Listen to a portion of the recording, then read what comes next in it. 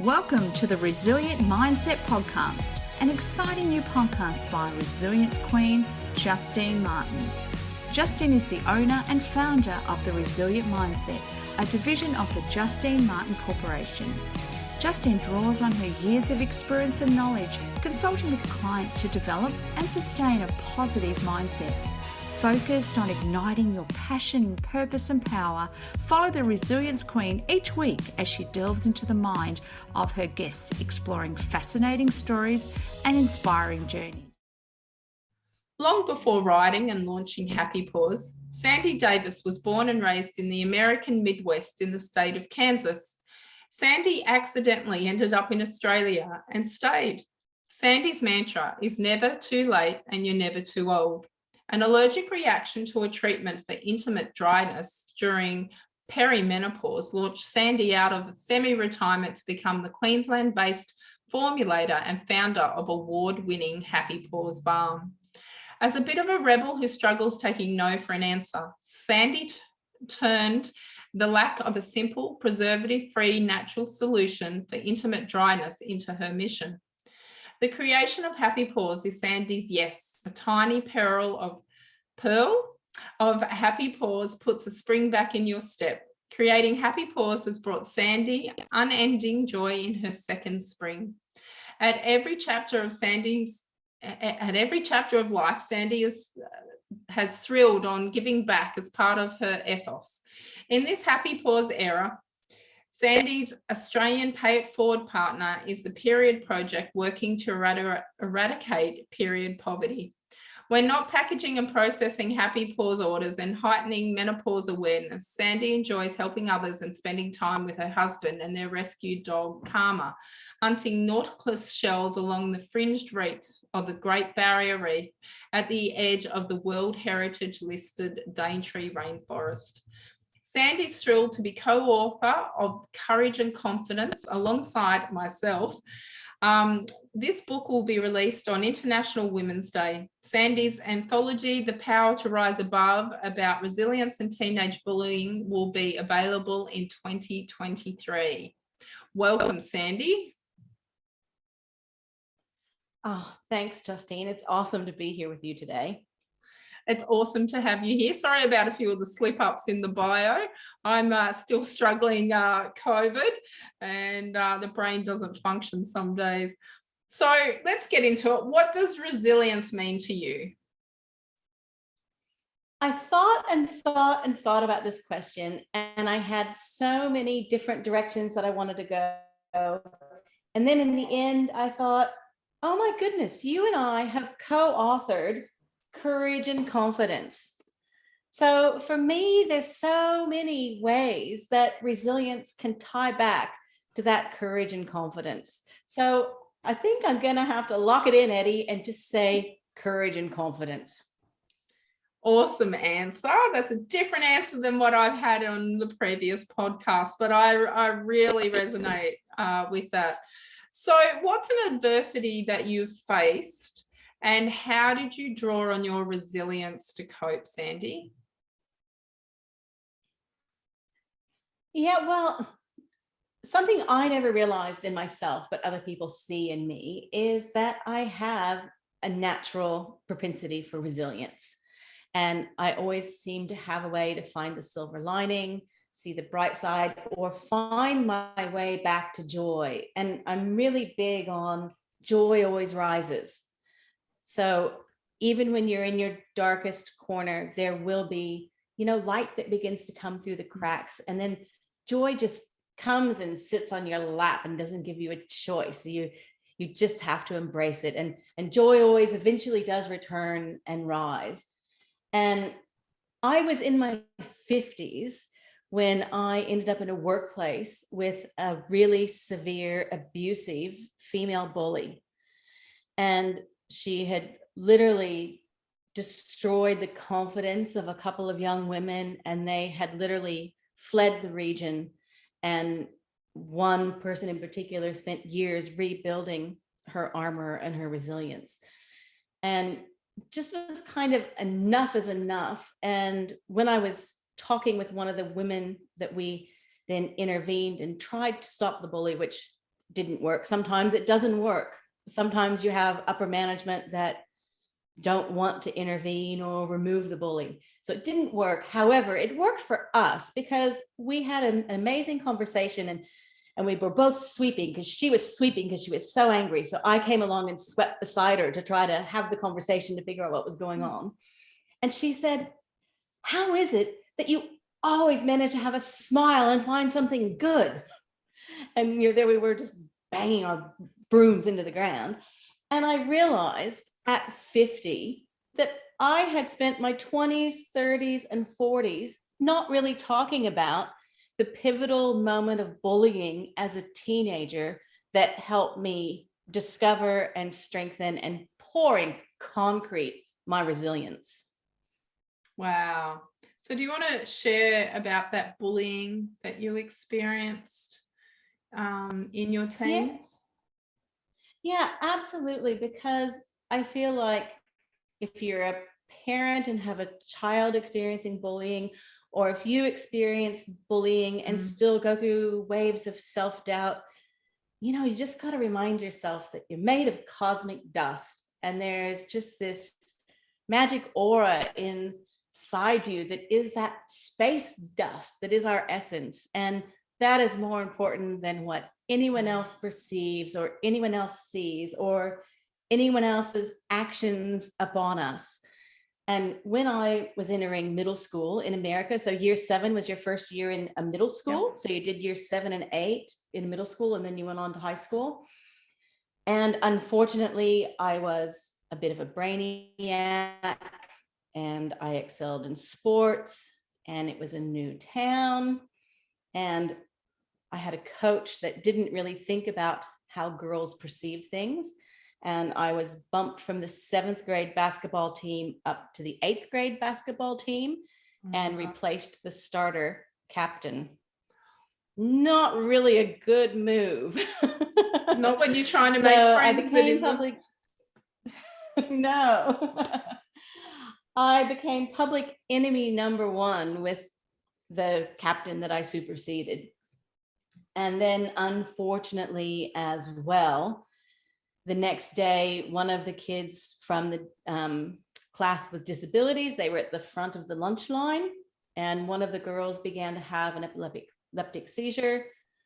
The bully, 8th grade captain from the basketball team, pulled this girl's pants down during her seizure, got everyone to look and laugh. And here I was, little 7th grade kid at the very back of the line, and no one did anything.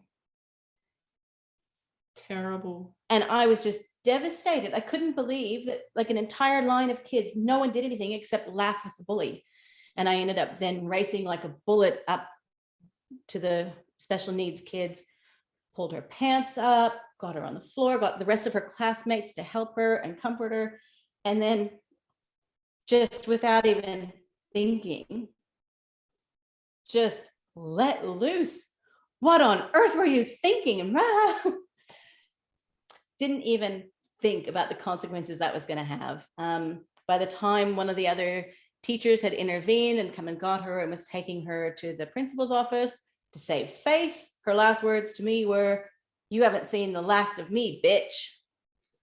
And indeed, I hadn't seen the last of her. I spent an entire year then with my shins pretty much bullied and bloodied and bruised the entire year. Every time you would go up the steps of the 2-story building between classes, she and her gang of girls would be just outside of the sight of the hall monitor teachers to make sure that they reminded me that I shouldn't be excelling and I shouldn't be speaking up for others. And it made for a very, very long year in a school that now as an adult, I see the teachers all felt powerless because they were in a very toxic workplace.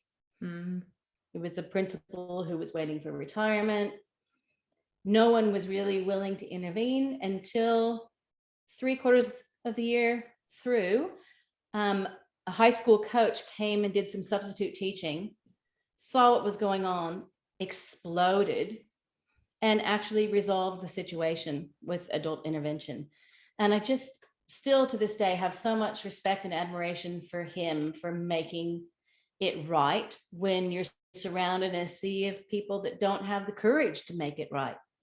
So it's a nice reminder for any of us when we see something wrong to be a voice and be an advocate and do the right thing. It's not that hard.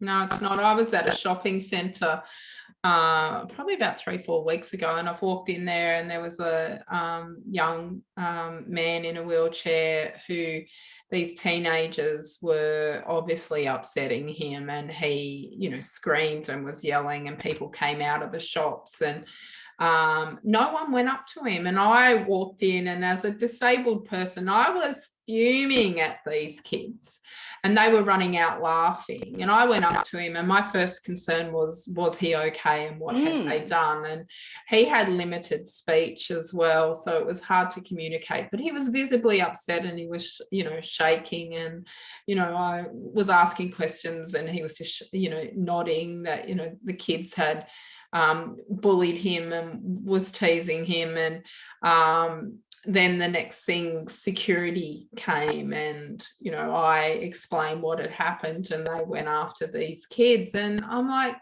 for all the people that just stood there and watched, you know, I was the only one that went up and said, are you okay? What's happened? And more people need to stand up and not follow the flock, and stand up for people that can't speak for themselves. Or if you see someone being bullied in a workplace or a school or in everyday life, you know, voice up about that. And, you know, that's a huge adversity. And like you said, Sandy, it takes through into adulthood. I mean, I was bullied in school. I was the tall, big girl, or the tall, fat girl at school, and it was horrendous. And you're right, it does affect you right through. Even, you know, today I look in the mirror and I have to snap myself out of it. Oh, you're the one with the fat ass, and, you know, your ass is the size of a house, and all of this. I mean, thank God for Beyonce and Kim Kardashian that's brought back big booties, but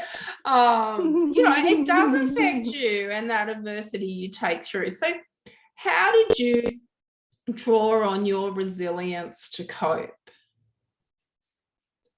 Yeah, well, in that era, you know, I was just so determined. I had so much admiration from the kids in Ella's class because I had said something and I had helped. So I couldn't let them down by striking back or trying to behave the same as the bullies. And I just found an inner resilience of just reassuring myself that being bigger and being better and being honest and being kind was always going to be better than if I'd flattened these girls. Yeah. You know, because when you're being kicked and bullied and that sort of thing, you want to fight back, but then there's a part of your soul that realizes that fighting back physically is just going to be the same as them, and you're That's not right. actually. That's stooping to their level. Exactly.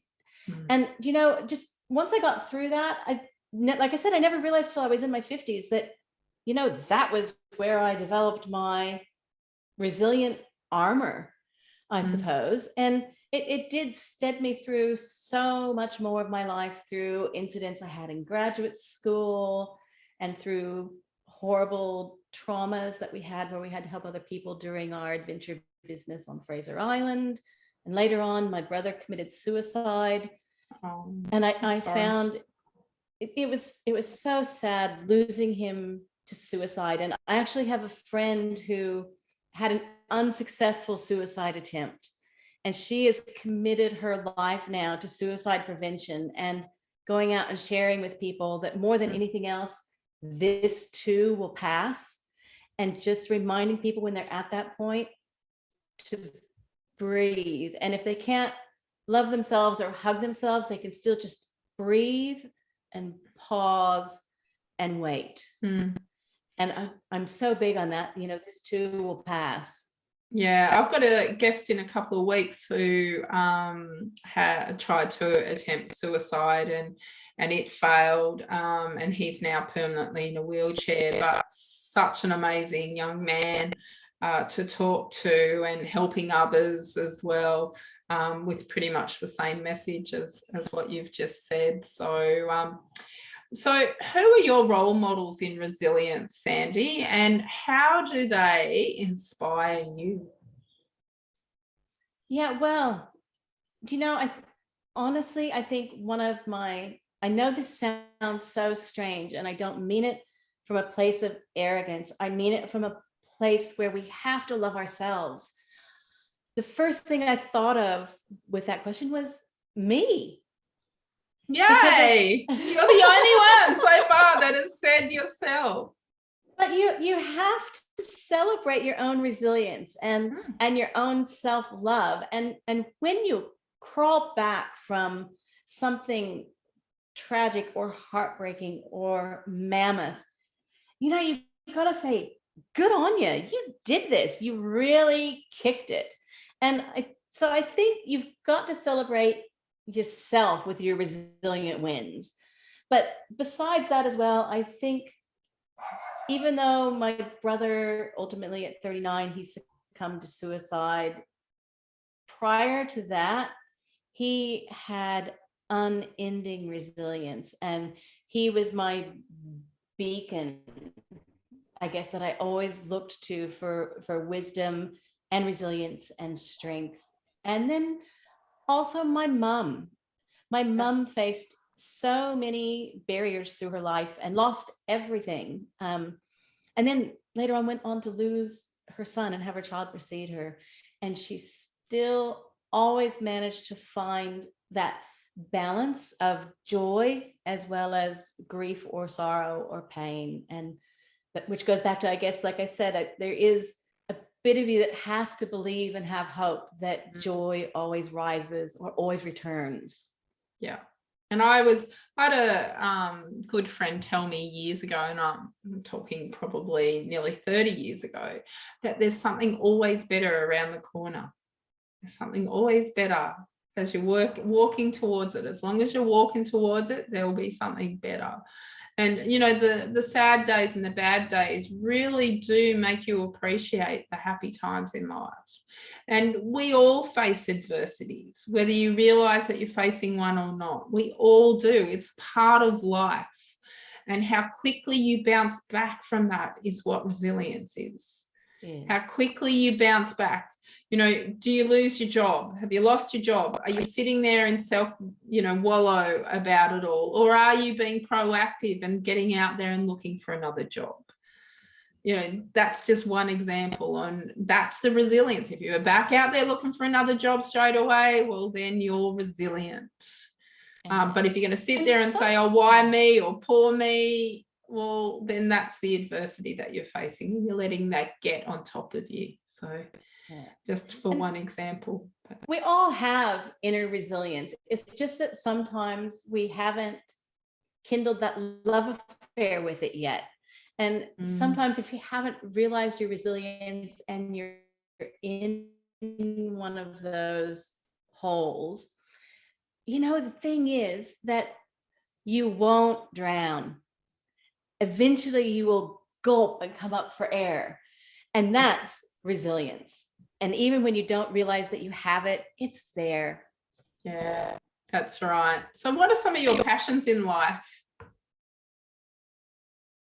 One of my biggest passions, I think, is waking up, which I know just sounds so simple, but waking up and looking forward to each new day. And I've developed a huge passion in my second spring I never expected. I had no idea until I started to have trouble during perimenopause that for so many women, not just in perimenopause and postmenopause, but also with cancer and endurance training and breastfeeding, I had no idea it was such a big deal. And I had no idea that there was so much shame and stigma associated with speaking about it. So my biggest passion now has kind of been around becoming the vag queen and trying to get us to destigmatize talking about vaginas and menopause. I'm the resilience queen and you're the vag queen. I love it. I was actually talking to someone today about your cream. And referred, gave her your details, so she'll probably buy some off you. And I actually won some of your HappyPause intimate menopause relief in the Osmompreneur Awards. You kindly donated some of that as a gift, and I was the recipient of that. It was quite funny because when I got the list of what I've won, I'm like, oh, I've won lip balm. That's strange. I've won lip balm. And then when it turned up, I went, I've won lip balm, but not the one on my mouth. So we had a bit of a chuckle for the about downstairs. Yeah, that's right. So I can hardly recommend it to the listeners. Sorry, guys, but maybe your wives or your girlfriends or your mothers might need it. So, and that's the thing, we don't talk about these subjects enough out there in the open. So well done you, Sandy.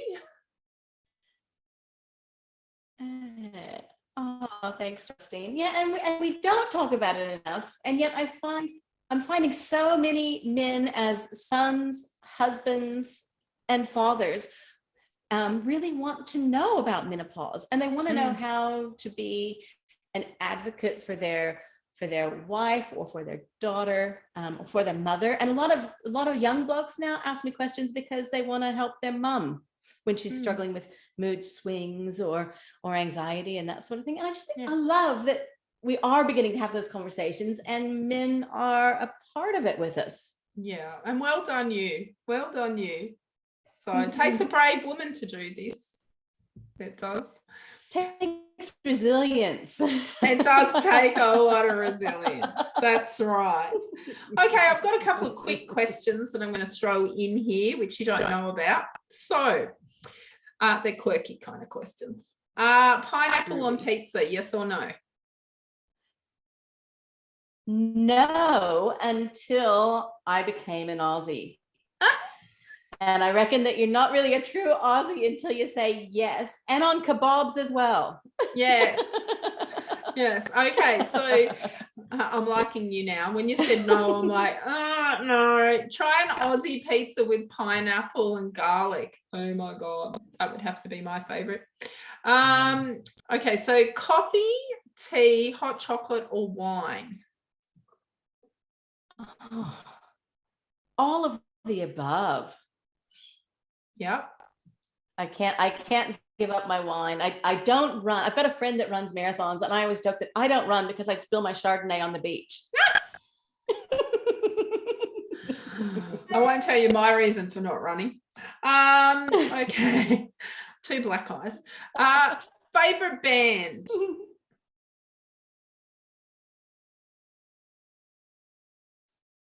Favorite music? Well, I was thinking, oh yeah, I like so many female anthems, like Beyonce and all that, but I am a tragic parrot head, and I got to see Jimmy Buffett front row at the Sydney Opera House, and I still to this day feel like I am the luckiest person in the world because as a parrot head, I got to hang out on the front row with Jimmy Buffett. So awesome. At the Opera House.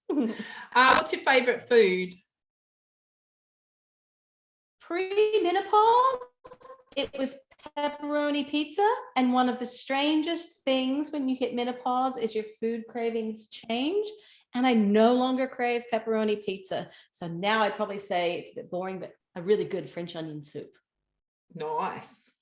Okay, the loo paper, does it go forwards or does it go backwards? Backwards is so wrong. Yes, it is. I knew I liked you for a reason, Sandy. That's right. It's going to go forward. And my listeners now will tell you this, that I go into houses, and if it's around the wrong way to me, backwards, I actually flip it around. It's like, I'm not pulling it off that way. No, it's got to go around the right way. It's the OCD. I love you. So you'll know when Justine's been to your house because your toilet paper's all around the right way. So, I'm terrible with it. You can't fold the nice little triangle if it's backwards. That's right. That's right. Okay, so I believe that you've got an offer for our listeners today. Yeah, so anyone that's listened today, if you would like to give HappyPause a go to our website, happypause.com.au. And when you buy the HappyPause Balm, if you just put in the notes, resilience, we'll throw in the Happy Hit, an aromatherapy roller to just help lift and elevate your mood and bring that bright side to fruition. So go in and put resilience and I'll throw you in a Happy Hit.